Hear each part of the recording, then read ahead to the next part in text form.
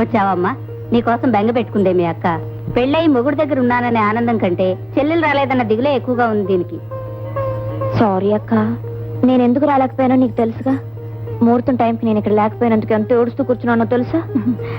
నాకు తెలిసే ఝాన్సీ నీ మనసు. నువ్వు ఎలాగైనా రావాలని ఎన్ని దేవుళ్ళకు మొక్కున్నాను. అది సరే గాని అసలు పెళ్ళి ఎలా జరిగిందే? బ్రహ్మాండంగా జరిగింది. ఆ ముచ్చట్లన్నీ తర్వాత చెప్పుకుందరు గాని.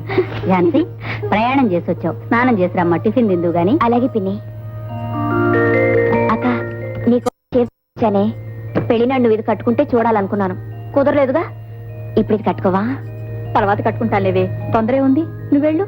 అదేం కుదరదు. పెళ్లి కూతుర్లా నిన్ను ఎలాగో చూడలేకపోయాను. కనీసం నేను తెచ్చిన పట్టు చీరలైనా నిన్ను చూస్తే నాకు సంతృప్తిగా ఉంటుంది. అలాగే లేవే, మంచి అక్క.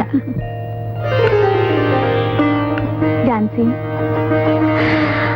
అబ్బా, ఎంత ముద్దుగా ఉన్నావు. నాకే ముద్దు పెట్టుకోవాలనిపించిందంటే ఇక బావగారికి నిన్ను చూస్తే ఏమనిపిస్తుందో. ఊరుకోవే. అది సరే అక్క, బావగారి గురించి నాకేమైనా విశేషాలు చెప్పవే. ఏం చెప్పను, మనుషుల్లో అంత మంచి వాళ్ళు ఉంటారని నాకు ఆయన చూశాకే తెలిసింది.